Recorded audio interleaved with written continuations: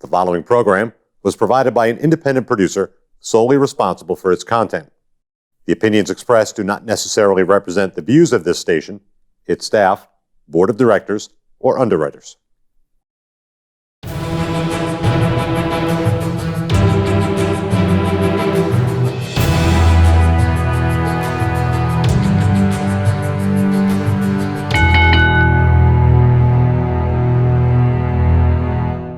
Hi, my name is Leo Connors, and welcome to The Ring and All Other Sports. Tonight, I got two special guests. I have the mighty Bosch and his sidekick, Sid Morrigan.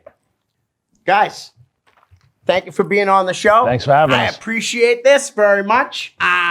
Seeing there's two of yous, we got to get right to it. Let's go. When did you start in the business? Well, I started in the business back in 1996. Yeah, long time ago. Yeah. In the galaxy far, far. No, I started in 96 for a company called Power League Wrestling, PLW. And what basically happened was I was in college wrestling, amazingly enough. And during one of our training practices, I busted my knee, was out, had to rehab, and then just decided that the way college wrestling was versus what I was used to was not what I wanted to do. Right. So I kind of floated for a bit. I linked up with some cool guys that were hanging out in one of the dormitories and everything like that. One of the guys was in a film studies class I was in. We started talking pro wrestling and we started hanging out, and one day he said, "Hey, we're doing a show. Why don't you come on down?" And it was September of 96 was my debut. Wow. Yeah. Now, who was that guy? Did he ever stay in the business? He stayed in the business for a while. We wrestled each other. He wrestled under a hood named Smudge Baby. Okay. So he was in it for a while. I was in it for about 4 years, from 96 through about 99. Right. I think he was on after that for a while. I don't know. But I ended up not getting any more bookings after 99. So I took a little time off. Yeah, just a little. And we're going to get to that in just a second. But how about you, Sid? How did you get started in this wacky world? So before I met this guy, I actually never watched any professional wrestling, ever. First time, besides like it being like briefly on TV here and there, I knew it existed. Right. I did not remember that or register that there was pro wrestling at the start of Highlander. None of that really made an impact. And then this guy, talked about it and eventually ended up started watching a couple shows, and that was 3-4 years ago. First time I watched a show. Wow. The first live show I ever went to, Wrestle Party, October 7th, 2018. Yeah. That was the first time I went to a live show ever. And then this guy, so he's on his break. Yeah. He hasn't wrestling. This is the first time he's gone back to a show, except for your little theatrical debut there. Also at the Black Box at AS220, that's a different story. And this guy is like vibrating with the need to be back in the ring. And I went there, I knew nothing about indie pro wrestling. Right. I knew very little pro wrestling. I was like, this is gonna be like a community theater production. It's, it'll be what it is, I'll probably have fun, but it wasn't going with high expectations. I was blown out of the water. I hurt myself laughing. It was such an amazing show. It was great energy. And also the whole time, this guy's like, I need to be in the ring. I need to be in the ring. So then I spent the next 6 months working on throwing him back in. It took a little bit of help. Right. Particularly with the strongest man in the whole wide room, Theodore J. Liftington, also got in on the action. And a mutual friend of his from college was talking about, oh yeah, I know this guy. Talking about Liftington. Liftington's great. And I know this guy, Coach Will, and he's training with Brickhouse. I'm going to text him. So now he can't get out of going. So because we picked him up, threw him back in the ring. Proverbially, metaphorically. Right. However you want to say that. His first practice after he texts us going, I've got a fat lip. I've got rug burn. rope burn. Rope burn, I had bruises everywhere. Did you have fun? It was so awesome. Felt like a kid again. It was great. Like, and after that much of a hiatus, there's always that fear of coming back. Like, is it gonna work? Is my body gonna let me do it? Am I gonna remember it? Right. And we basically didn't let him give that and forced him back into it because he wanted it so badly. Mm-hmm. That is pretty cool. Yeah. It's nice to have friends on your side. It really is. It really, really is. Friends with cattle prods. Yeah. Cattle prods and whips. Anyways. All right.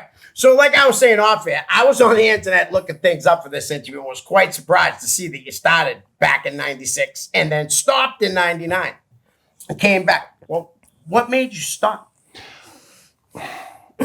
I don't have an official reason. Yeah. This is me dwelling and thinking on this. Coming from a shoot wrestling background, collegiate wrestling, everything like that, I had a chip on my shoulder. Looking back now. Right.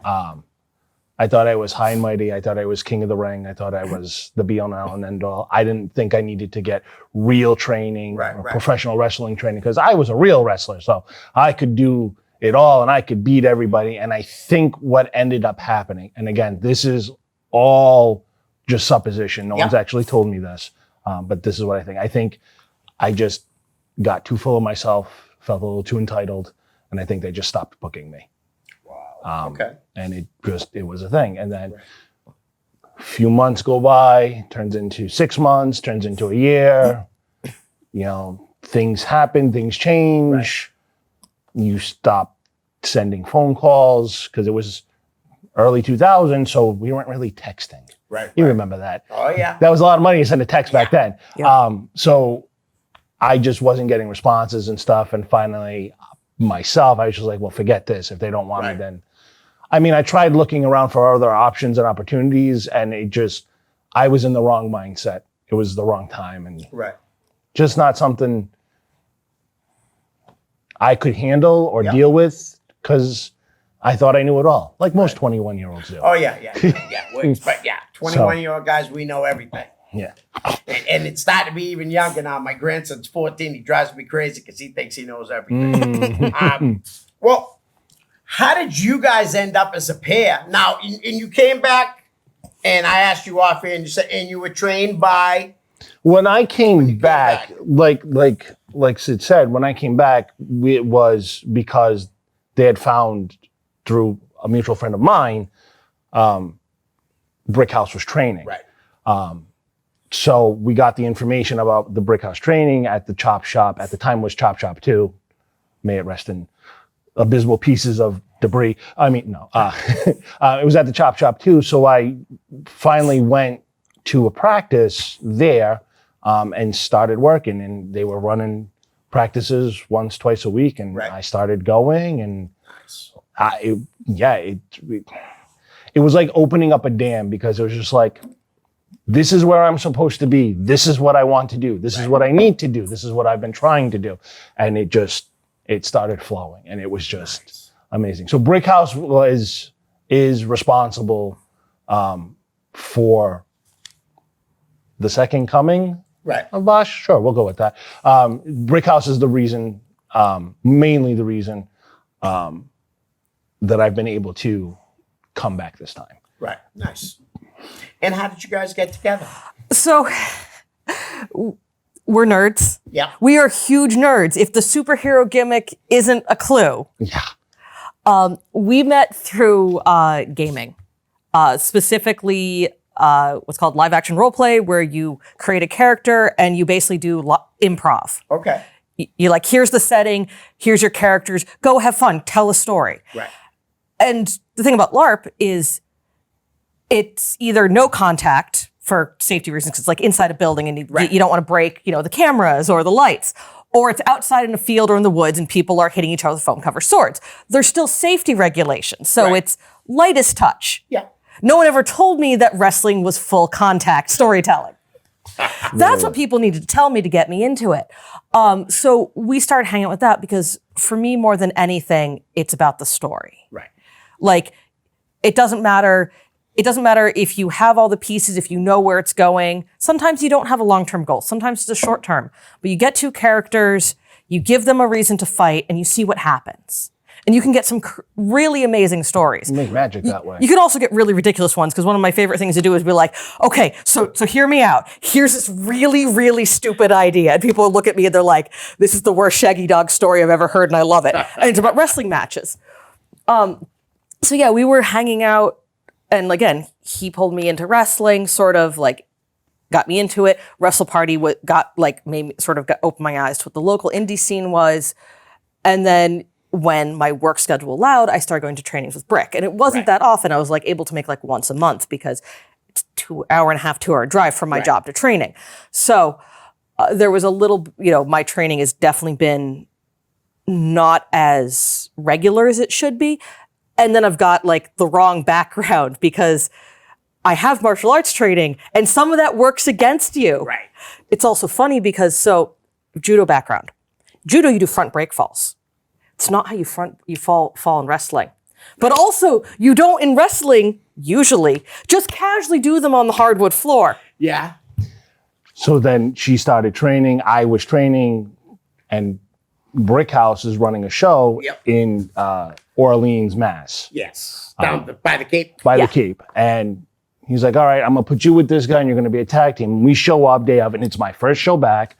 And I'm shaking nerves and everything like that. And Brick walks up to us and looks at her and goes, you got anything nice with you? And we're like, we live 2.5 hours away. We didn't bring nothing.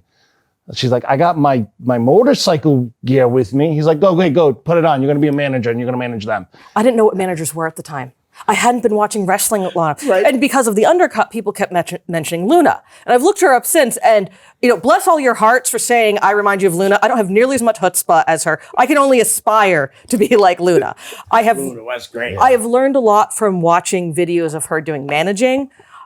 But I mean, Luna's her own person. There's no one's going to be Luna again. Right. But people just saw, the undercut and, the leather jacket and went, oh, I was like, I got contradictory information. Like I had to cut a promo. I didn't know what promos were. Oh, it was so, I don't think that would ever saw the light of day. It's wrestling. But I was even trying to stay out of the camera. Right.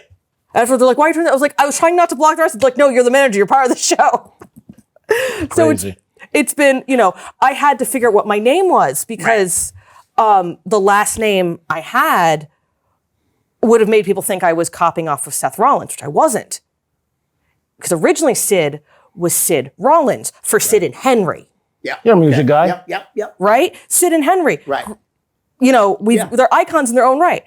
That's not who Sid Morrigan is. Right. I wasn't going for a Seth Rollins vibe, and people would hear the name and that's all they were going to think. So on the spot, I'm also going, okay, what's my name? Very nice. All right. So I got some fan questions. Ooh. Sounds good. All right. Katie Blanchett, Okay. who has been your biggest inspiration? I know this one. I think anybody who knows me knows this one. I know this one. So more than anything else, not that it's reflected in the gimmick per se, but more than anything else, it's Bruno Sammartino, which I know in this area of New England is kind of not the best thing to say, because everybody, I love stands at the altar of Walter. Yep.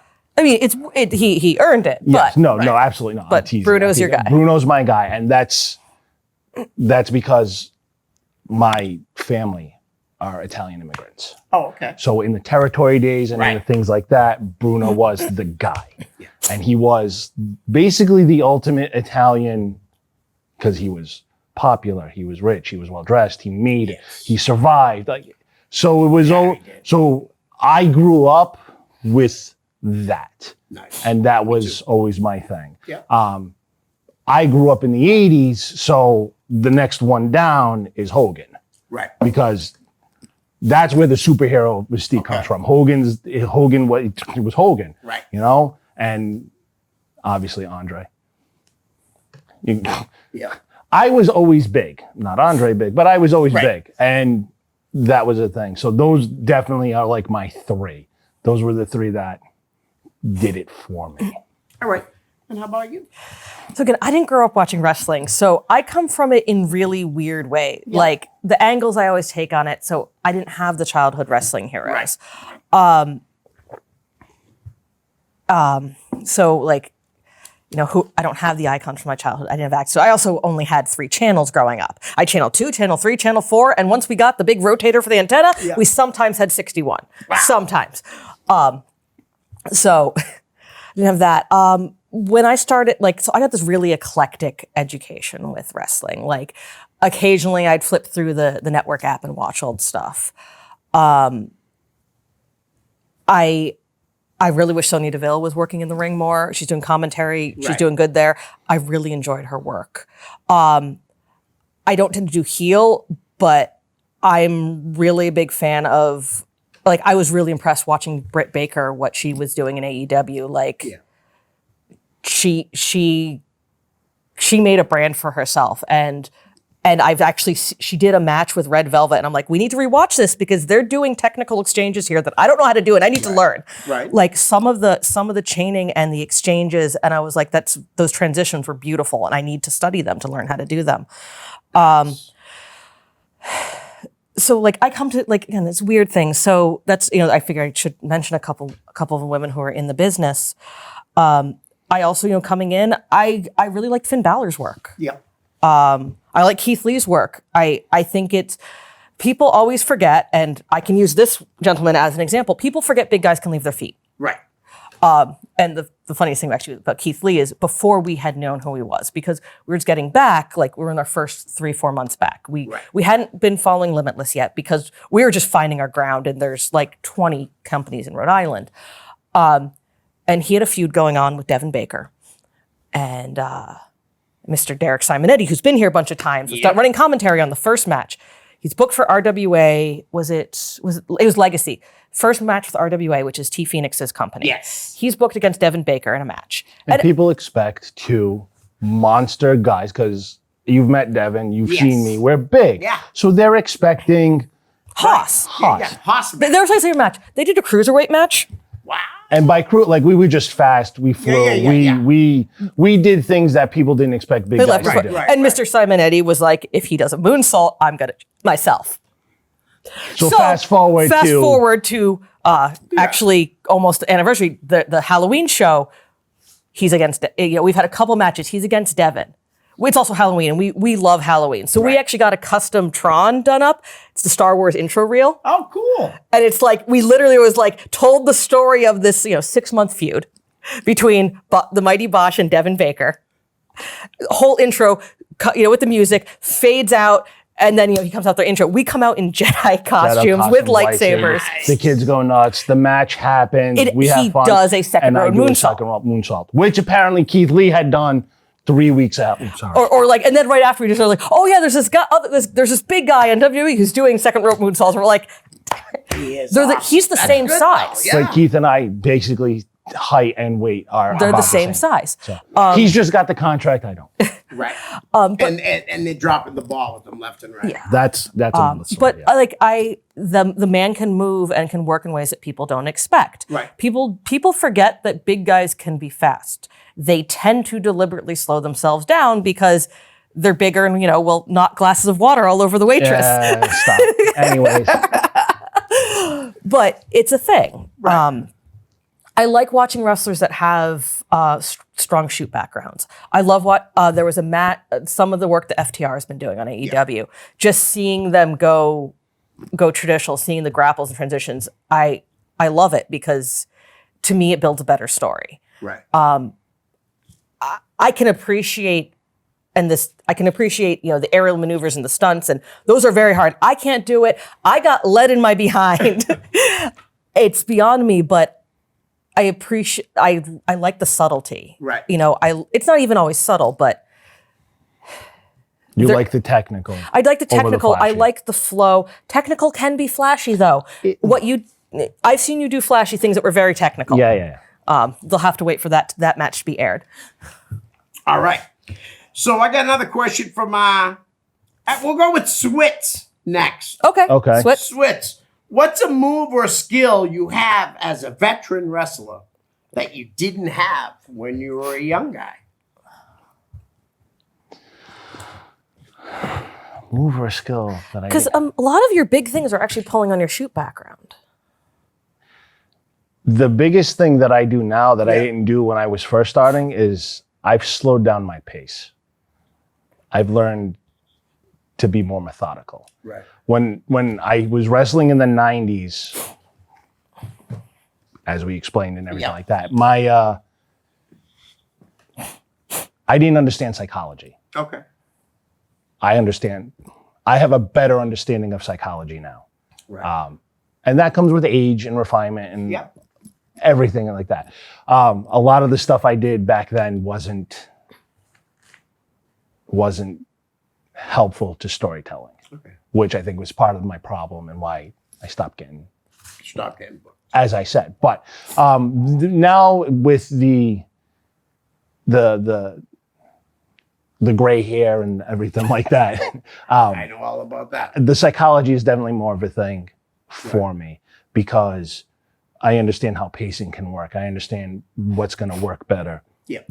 at a given time. I understand if I'm going to wrestle opponent A, what will work versus if I have to wrestle opponent B and why that won't Or work. A and stuff B like at the same time. that. The other thing too is when I wrestled in the 90s, I was also about 220 pounds. So about 100 pounds lighter Right. with more hair on my head. But so being a big guy gives me a whole different move set Right. as opposed to what I was doing back then. Okay. I'm going to also put out there that two things have changed a lot in your style is one, like, yeah, you want to beat your opponent, but you also don't want to permanently disable your opponent. True. Gotta be safe. You've learned, like, not that you were unsafe then, but you've learned how to, the priority of safety in your work has changed. Yeah. You also have basically someone to bounce, I like literally a big part of my job is I help them think through things. Like, cause there'll be times where we're like, hey, what about this? And he goes, eh. And then 10 minutes later, he's like, yeah, no, that's a good idea. That happens a lot. Right. So having a manager helps too. Oh, absolutely. It must. All right. So Dave Fournier says, if you could go back in time to the 80s Oof. and wrestle in the territory, which is really funny because one of the first things we talked about when I saw you today was wrestling. We were out in the lobby there talking, and you brought up territories. Yep. Which territory would it be if you could go back in time and why? And then I have a follow-up after that. So that's a tough question to answer because my knee-jerk answer is, well, I'd stay here I'd stay in the New York territory Okay. because I'd want to wrestle Bruno. All right. Like, granted, it would have been at the end of his career and Right. everything like that, but it's Bruno. It's like, But- it's like fixing a Subaru. The answer is always the head gasket. Yeah, right. Yeah. But like that would be my thing because again, Right. as we talked about before, we got on this and everything like that. Like when I was growing up, much like you had said, you didn't see a lot of the other stuff No. around here. It was just the WWF. Yep. You know, yeah, maybe every once in a great while you'd get a different. Yeah. And everything like that. But like, I didn't see a lot of stuff. I didn't see Right. world-class championship wrestling. I didn't see NWA. I didn't see Memphis wrestling or any of the stuff like that when I was growing up because they didn't broadcast it here. Yeah. Knowing now, being able to access all that like any of the Von Erichs, Yeah. Fritz would always be fun. Dusty. Yeah. I would love to have been able to learn at the altar of Dusty Rhodes. Like, my God, Legend. seriously. Like, that's such a, like we could do an entire show just me naming people Right. from different territories and be Yeah, like, hey, oh, yeah. die with it. But knee got jerk, right off the top. It's more times than not, it's always going to be Bruno. Okay. All right. So that's the follow-up was who you would have liked to have faced. Yeah, no, definitely Bruno. Either faced him, team with him, or like at the same time too. Like I'd love to have gotten in the ring with like superstar Billy Graham, Right. or Captain Lou, or the Wilds. Like there's so many. There's just so many. Oh, yeah, absolutely. But Bruno's Right. the one you tribute to. Yeah. Bruno. So when you came back was 2019? Yes, All right. training and everything. Yes, Yeah. was 2019. And off air we talked, but I noticed you started working for like House of Bricks and Proving Ground pretty much right away. No. No. Okay. So training with Brick got me into House of Bricks. Yes. And that's where my first return match was. That was April. That was April of 2019. 19. After House of Bricks Yep. was Wrestle Party. No, Watch This Fight, I thought happened first.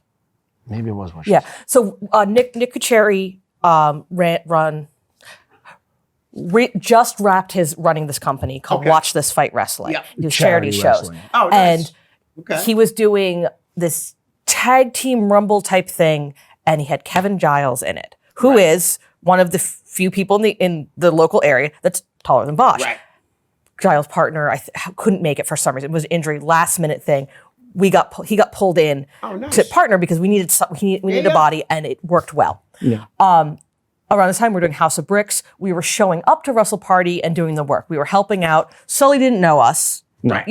but we were showing up. We would show up. We'd help set up the ring, and then in May of 2019. in May of 2019, Get a random phone call. we're literally running a weekend long event. Right. It ended Sunday morning. Saturday night. Saturday afternoon. Yeah. He's off doing a thing. I've literally been told, like my staff has literally been, you're off duty now, because I was the person in charge of this whole wing, and they're like, yeah, you're off duty for a bit because you need the break. I did. And I'm in the hotel room. I check my messenger until he goes, hey, you guys free tomorrow?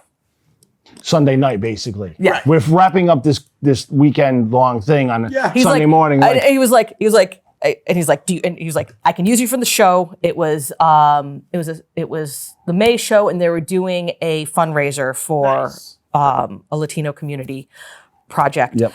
And he was like, do you trust me?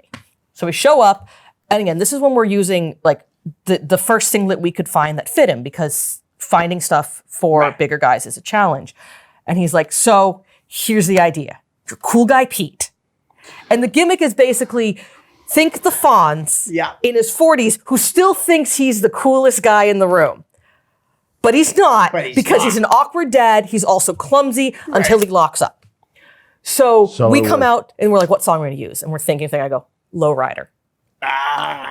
So that was the next promotion we did. And then from Wrestle Party, it went into RWA. Yeah. And then we worked a couple other promotions, and I didn't actually get into Proving Ground until 2020. Oh, okay. You did a dark match. I did a dark match and everything like that, but Derek Simonetti ran Ideal Opportunity Tournament. the social media tournament. Oh, yeah. The Ideal Opportunity. Yes. I was one of the 8 people in it and came out of nowhere and won that thing. Just let me put it to you this way. The finals of this tournament was me versus Mike Skyros. Oh. Mike Skyros, who's been a consistent person in the Northeast for how many years? Quite a while. And me, the guy who just came back after 20 years. So that was a thing. So so those were the main companies I worked for in the beginning. It has since blossomed. Right. UFO, Limitless, Shut Up and Wrestle, Battlefront Pro, and WWE. Like there's just awesome. We've done a training day with Test of Strength. strength. Like I mean, there's You worked for Larry up in Maine yet? no, not That's yet. a good Larry. Got a superhero and a sidekick here. Larry's a hillbilly. I've met him. Oh, I've met him. I know. awesome. Yeah, I've met him. He's And not a real hillbilly in real life, guys. But no, we've met him. it's a great guy. The problem is that living in Rhode Island, Right. trying to get up to Maine, it's a 6-hour drive just to start, and that doesn't count into trying to get around work and shoot and all that other stuff. So. I mean, I can't even. Sorry, I keep. I have a hard I'm time. so sorry. I have a hard time doing the things I like to do. You know what I mean? It's always It's always a with thing. work gets in the way more than anything else. All right. So Marissa Gendron says, who has One of my been daughters. your favorite opponent? Ooh. All these loaded questions. My God, I'm gonna. He's thinking I can say some of the people he's worked against I thought have had the best matches. So he and Devin Baker know each other well enough. They've trained together that they can throw out some really interesting things, Right. Because they've got that history together. One of the things, like post-COVID, we ended up training because the Chop was going. We started training in Kevin Landry's gym. Yeah. And and we got to meet some people there. That's got us into Shut Up and Wrestle. It's actually what got us into a bunch of different companies because we expanded who people we were meeting. His first match was with Landry's, and this is like, so he had been back for a year. COVID happened, everything shut down. Yep. So no matches again. First match back was against Marcos Santiago, Mr. Adobo Gaines, and I want to see what they could do now that there's no longer the C like they did a great match. Right. There were two big guys. He's one of the few guys that Marcos can really bounce off of. They did fun. They had a good match, and that was also before the new gear, so he didn't really have the superhero persona. What they could do now could be different. Right. But him and Marcos, good. Also, I want to give a shout out to Nuka Kojima, who is he's been starting to break out into this area. He also works up in Maine at Vacation Land. He works Lucky Pro, he works NWWE. Right. Nuka throws himself at things with abandon, and it's. Are we allowed to say about that? No. Okay. I think, piggybacking off of that, I think I've had a lot of great opponents. Right. So I this is not meant to offend anybody who I have wrestled. Please, I love you all. You know that. But I think the most fun I had so far, because I have a lot of fun. I think the most fun opponent I've had so far has been Nuka. We just had a blast. Right. Devin's always fun to work with because there's definitely a synergy there. Yeah. The first time I got in the ring with Marcos was fun, especially because Marcos had no idea who I was. Right. I got booked at Shut Up and Wrestle because the booker saw me do an up and over. Going back to what you said about big guys can leave their feet. Yeah. They saw me do an up and over. He's like, I'm booking him and you're going to wrestle Marcos. I'm like, all right, whatever. Nice. But I think a close second to Nuka, he's probably going to hate me for saying this. Dan the Man. Oh. Dan the Man and I have. They spark off each other so really well. Right. So much fun. Yeah. So and again, all you guys, seriously, I love you all.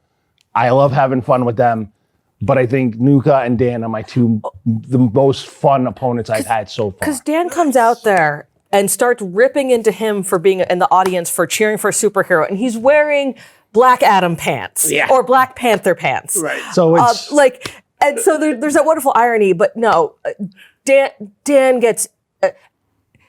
makes himself so easy to hate. Right. And they go up there, and Dan fights dirty, and it works. Dan and really. I could have a lot of fun going around if people booked it. Nice. Actually, I also want to give special notes to, not that you've worked him as Bosch, but when you were Cool Guy Pete, Theodore J. Liftington and him. Yeah, that was awesome. That was the Wrestle Party match. Right. So he comes in like he goes in the hard way at one point in the middle of it. Like no one expects the 6'4", 320-pound guy to go in the hard way. He did. It's a thing. Right. They again, I've had a lot of fun with a lot of opponents. It's very tough, but I think so far those are the two that really stand out the most. Dick. So there's a lot. There's too many. Yeah, there. All right. What's your favorite part about wrestling? This is Marissa still. What's your favorite part about wrestling besides the actual wrestling? Storytelling. I think, there's only like two other things, right? Well, storytelling is definitely one of them because that's the point. Right.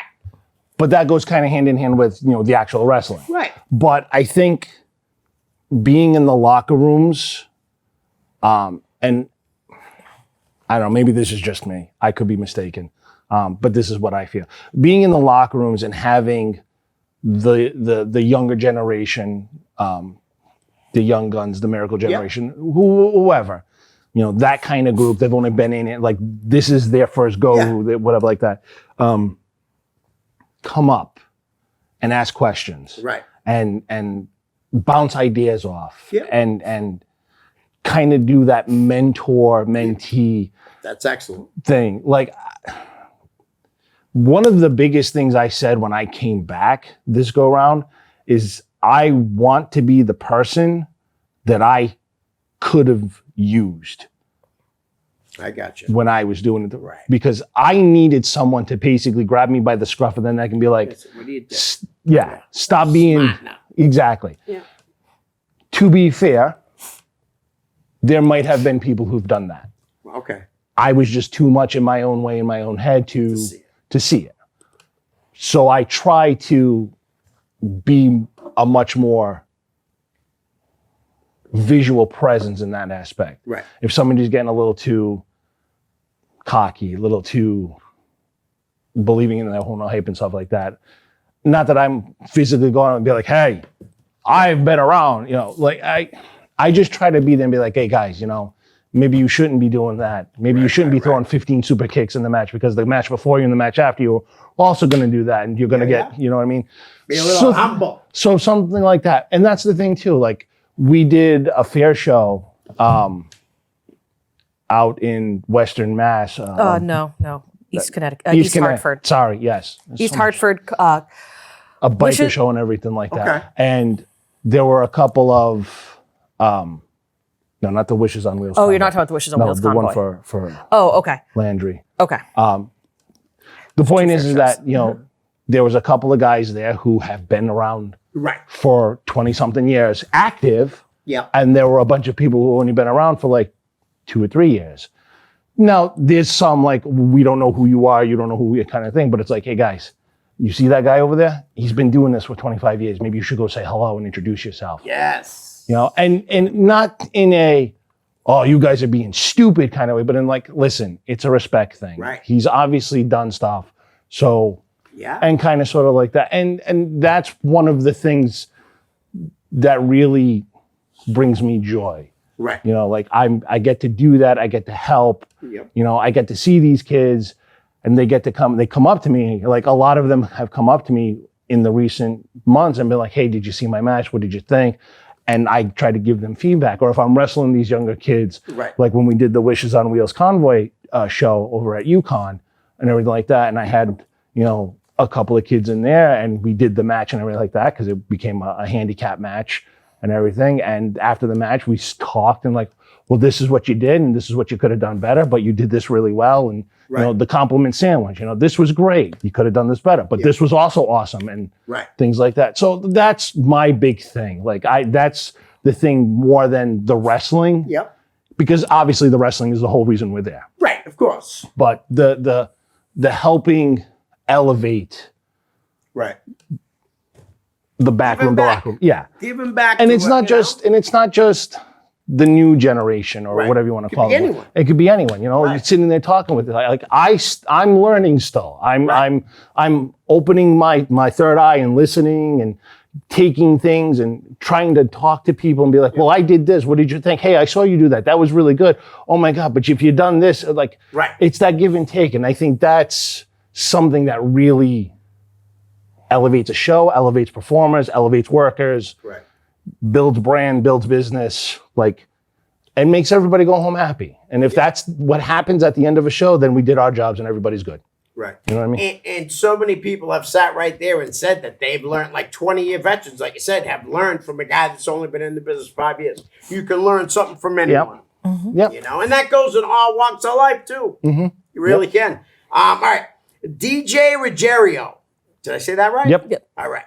If you had, we kind of did this, but let's do it again. All right. I'll change something and we'll do it this way. All okay.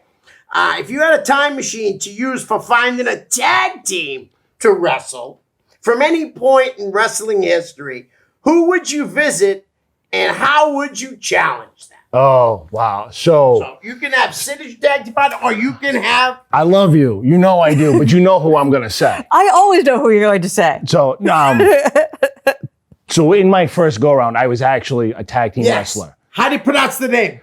Daedalus, Dim Muck. Okay. It's actually 3 words. Yeah. Daedalus, Dim, and Muck. All right. So we were a tag team. We were the Knights of the Realm. Yes. The gimmick at the time was I was the American wrestler, and he was the Asian trained martial artist. Okay. That was what we were. Yep. And then, as Sid said earlier, we were nerds. We changed things a bit, so I became the American Street Fighter, and he was the Asian trained Street Fighter, and we had the jeans, and that was the leather jackets, and all that other stuff. So we were a tag team for a while, and because so 90s. it was very 90s. He had frosted tips at one point.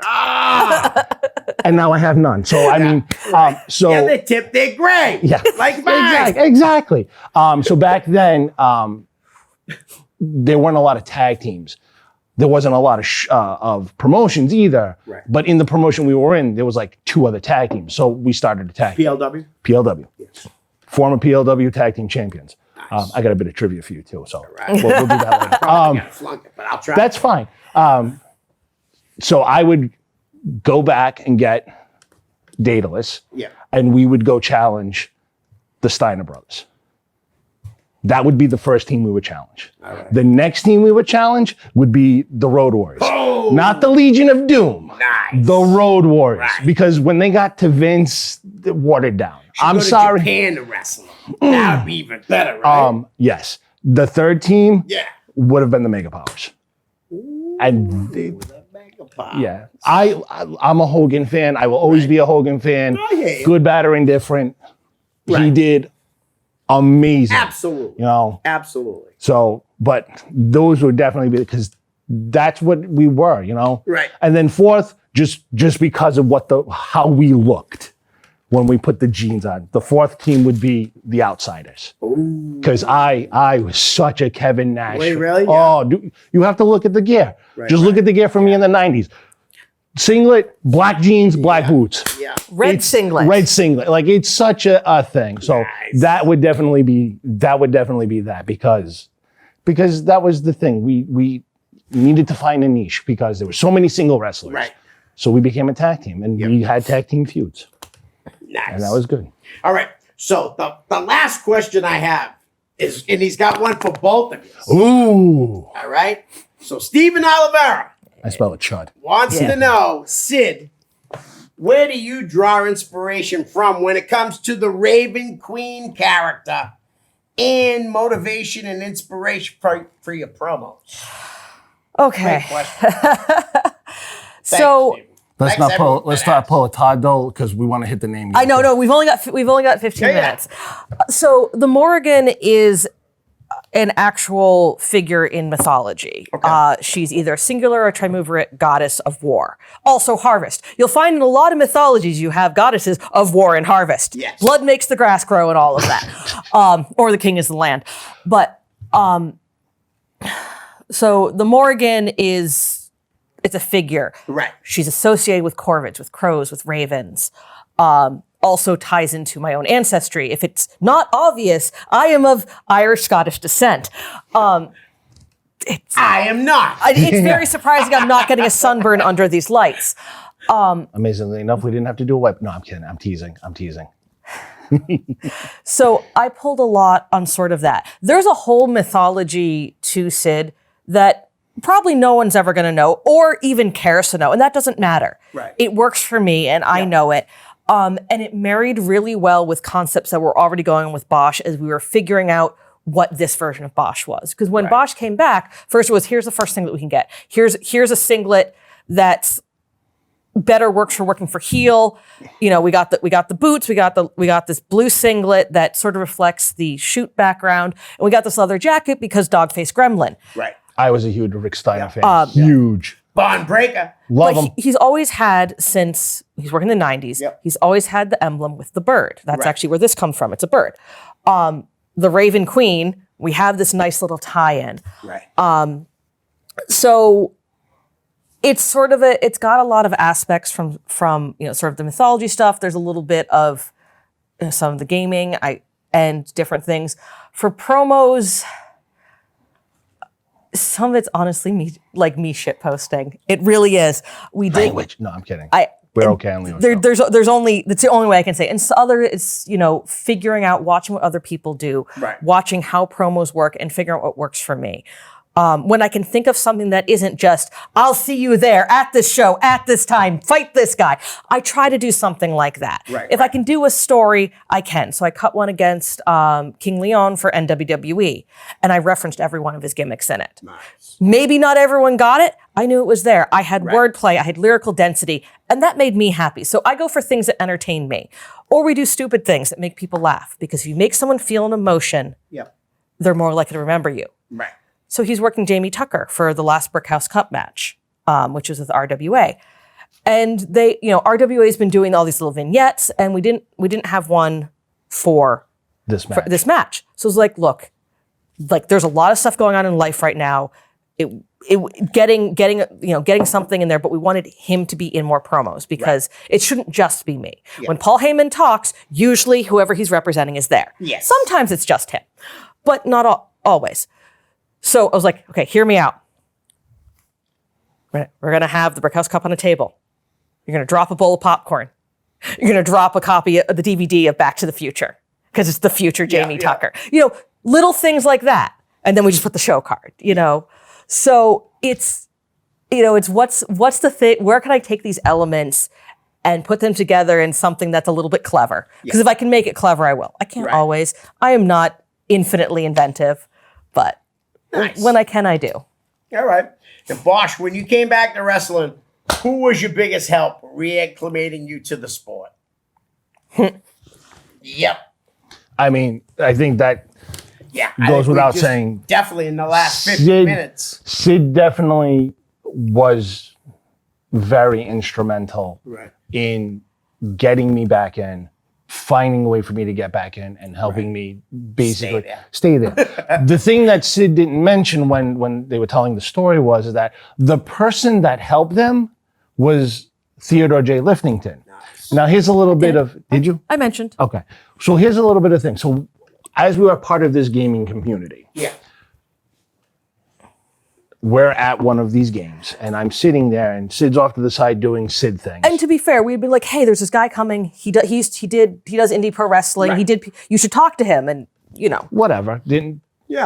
So I'm sitting down, and we're waiting for our turn to go do our scene role play and everything like that. And I'm talking to this guy with this really big bushy beard and long hair, and talking to him, and he's, I'm an indie pro. Oh, I used to be an indie pro wrestler too. Now, here's the thing too. I don't call myself an indie pro wrestler. I have a hard time because back then you were pro wrestler. Right. They may have said it, but I was a pro wrestler. So that's what I was. Oh yeah. Oh yeah. Well, that's good. Yeah, I used to do that. Well, I did it back in the 90s though. Without missing a beat and without taking a breath, he looked me dead in the face and went, "Oh my God, you're the mighty Bosch." Screamed it in the middle of the thing. I'm sitting there looking at him like, okay, this is obviously a rib. So I turned to look at Sid across the room, who was absolutely just doing, not even a kayfabe thing, just not even paying attention. And I look back, how do you know that? This is a rib. He's like, no, I trained with you just before you were done. I went, what? Wow. He goes, yeah, you were this and you did this and you wrestled this guy and you were teamed with, and like he gave me my history. And I was like, oh my God. That's cool. Like, so. We all look different after 20 years. We do. Yeah. So between. That's wild. And he's as soon as he made that connection and found out that Sid was trying to get me back in, the poking and the prodding. Oh yeah. With the mace, he pulled and come on. Yeah. Come on. That's good. So definitely Sid, definitely Lift. They were very much the ones behind me, giving me the kick in the old tuchus. Linking up with Brick really helped. Yeah. Because tell them about the first time you saw Brick after all these years. So I go to the first practice, the one that Sid mentioned, where I sent a text later that night about the rope burn and everything like that. I was trying to quote Martin Landau from Ready to Rumble, by the way. That's why I said all. I did not see Ready to Rumble till about 6 months ago, so it went right over my head. So I walk into the first training, and there's Brick sitting down at basically the announce table, the commentator table, because it's practice but we also practice in the space where we're doing the show. Walk up, and he's barking orders at people and laughing and everything like that. And then he looks up at me, and I introduce myself, and he goes, "You look familiar." And I look at him, and I go, "Yeah, you look familiar too." He goes, "Did we wrestle each other?" I said, "I think so, but it was a long time ago." He goes, "Yeah, I'm old. I don't remember all that stuff. Get in the ring and show me how you run the ropes."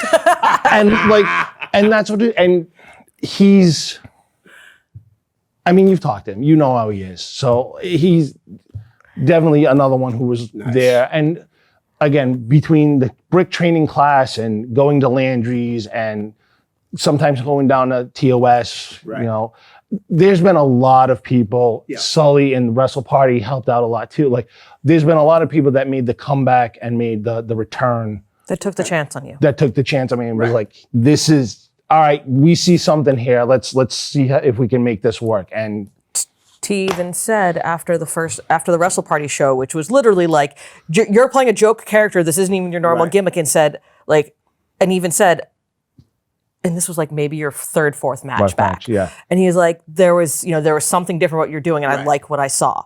Nice. So Wrestle Party opened the door for RWA, and you got booked for Legacy in June. yeah, so basically training with Brick got me a Brick show, which Yep. then got me my Sea Legs, which got me to watch this fight on a whim. Like Nick took the chance on me too, and that gave me a thing, Right. which got me to get into the scene and start circulating around the different shows, which got me Wrestle Party. And then T saw me at Wrestle Party and was like, I'm gonna book you. And we rolled RWA, and Nice. And the rest is history. And to be fair, we've done a lot of, we go to shows and we help set Right. up the ring. That's the way Like to do we've it. done the work. That's the way to do it. That's how I see a lot of kids get on shows they want to get on. Yeah. I'll just tell you right off the bat. I was going to like maybe once a month. I'd go to the Beyond shows in Worcester, and I'd see Alec Price there, setting the chairs up and doing all this thing. And then guess what? One day I get there, and there he is in He's the on ring. in the ring, yep. You know And what I that's a mean? thing. So I heard you bring up Test of Strength. Yep. How about we talk about Slick Wagner Brown, who's one of my favorite wrestlers, but my youngest daughter's favorite wrestler. that's awesome. Slick is cool people. Slick is definitely doing good for the scene. Absolutely, giving back. He definitely is. So he had Eddie Edwards down for a seminar Right. not too long ago, and then they had a show and everything like that. So I tell Sid, I'm gonna rib Slick, watch. So we do the thing and everything like that, and we're cleaning up and packing up and getting things ready because we're gonna move the ring to where the show is. So I look at Slick with all the guys in the ring. I go, so let me guess. You figured out I'm a Bruno fan, so that's why you're not going to book me because you're a Walter guy. And he's like, it wasn't before, but it is now. I was like, oh, he got me so good. I didn't expect to turn around like that. And then we started talking because I don't know if it's because people don't talk to him about stuff like that, because in the 90s, I met Walter. Right. I was going to go to his school. Right. I had gone up with a guy I've by met him so many times. What a great guy. we were doing PLW. I was doing PLW, and my roommate at the time was this kid by the name of, I don't even remember what his shoot name is. He wrestled under the name of Vertebraker. Oh, okay. Yep. We went up to the school. Sandy Star's son. Yes. He took me up to see Walter, and we walk up the stairs, and you can hear the bumps. Yep. And walking up those stairs, and there he is, sitting there at the ring, barking orders and Yeah. do this, and you got to do more like that, and walk up, shake hands. I'm interested, and gives me the price and everything like that. And unfortunately, at the time, I was a college kid with Right. no job. I couldn't afford it, especially driving an hour and a half. Still So meeting him now. I have a big hand, and my hand looks small. Yeah. Like, I get it. So, but Slick is always fun, very respectful. And I'll be honest, he's done a lot for Sid. Nice. Sid's Good. been able to do and get to a little bit more of the practices, Yep. as opposed to myself. Right. I've done stuff, I've hung, helped, worked out, and everything like that. He's definitely done a lot more for Sid in refining, polishing, Right. shaving off the edges. So Slick definitely is a very good professor. Nice. Like Brick is a good professor. Right. If you know how to listen. Yep. And that's the thing. Some people do and some people don't. Yeah, they tell you, shut your mouth and open your ears. But Slick has definitely been wonderful to be around and work with. We've done the one show, and Right. fingers crossed, eventually we'll be able to get back on again, because Nice. timing's everything. Well, seeing that you said Sid went down there, one of my new favorite girls to watch wrestle, and I think she's awesome, Karen Bam Bam. Have you worked with her or I have anything not. like that? So Karen has not been at any of the practices I've been at. I've got to work with Daje Simone, Oh, nice. and I've gotten to work like at practice and yeah. with I'm blanking on her name. No, I just lost it. I have no idea. I'm sorry. She has a motorcycle gimmick, and we first met her when she was tagging with Skyros at a Test of Strength. Not Evie. Evie. Yes. Okay. Evie. No. Evie De La Rosa. Yeah. I am bad with names, and sometimes I just lose Wait, them. look at that. He's got it though. Together. But That was perfect. I go Good to team. to the trainings, No doubt. and half the time it's all guys and me. Yeah, So that's all right. always interesting. But yeah, I've worked with the two of them. Dajae gave me my first suplex, which was great because now I've taken one because there's, it's like. It's getting over it getting over the hump the first time. Like, oh, okay, I can do this. Sure, go ahead, suplex me all you want. Yeah, because I saw her live on the show, and after that, I was like, I had to start looking her up more. Very impressive. A lot of charisma. Yeah, she's got a lot of charisma. A lot of charisma. She had a great feud with Dan the Man. Like Yes. leading up to her I seen that's what I saw a couple of those matches. right. Her build up to getting the TOS title was a really good run. Right. And just that match against Dan. Dan is he's pretty much if you're a baby face and you're going strong for baby face, Dan's the person to work against. Right. Because no one will be more baby than they are against Dan. Yeah, no doubt. He is a heel. Yeah. Oh, Just he is. stand there, and he's a heel just by looking at him. Guys, we got a minute and a half. Why don't we do some plugs? All right. You guys plug yourselves. So when Facebook's not broken, Yes, when it's not broken like it is now. Maybe not now. you can catch us on Instagram and Facebook at Mighty Bosch Wrestling, on Twitter at Mighty Bosch, all one word. Character limits. Really. We've got And merch is up on Big Daddy Tees, merches on Big Daddy Tees. which is T Phoenix's store and is connected to where all of the RWA or Renegade Wrestling Alliance show tickets are. So we're all part of that page. Yep. There's a lot of stuff there too, and it's not just wrestling stuff too. He's got Right. musicians, he's got promoters, he's got commentators. You got any shows coming up? Yeah. So by the time this airs, we're probably within a week. The last PG show was a taping. That's going to be airing, and you'll see his title match against AJ Phoenix. Nice. We got Battlefront Pro Extreme coming up on the. Both of us are working that Both one. of us are working that one. The Big Jim Tribute show. Big Jim Big tribute Jim, show. That's Yep. Friday, October That's- 8th. And then on the 30th. The 30th, RWA Devil's Night. Devil's Night. I don't think I'm going to be able to make that. Now, are they going to be doing a raffle and stuff for the Big Gym? So I think I'd like to send There's a something down. bunch of stuff. I know Who that. should I hit up? Talk Alex to Alex Rojas. Alex Rojas. He's the one to talk to. All right. All right. Well, guys, listen, thank you for coming on. Appreciate it, man. I'd love to have you guys back on again. Absolutely. Sound good? Too. Sounds great. All I'm right. down, man. Guys, we're out. Peace. Hi, guys. I hope you're enjoying the show. Listen, I could use a little help to grow my YouTube channel. So if you could please like, share, and subscribe. That's most importantly, subscribe. Send me a direct message, and I'll give you a shout out here on the show. My YouTube channel is real simple. It's just my name, Leo Connors. Thanks in advance. Peace.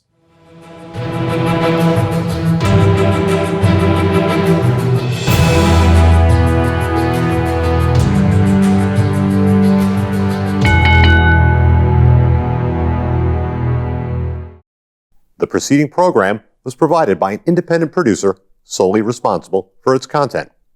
The opinions expressed do not necessarily represent the views of this station, its staff, board of directors, or underwriters.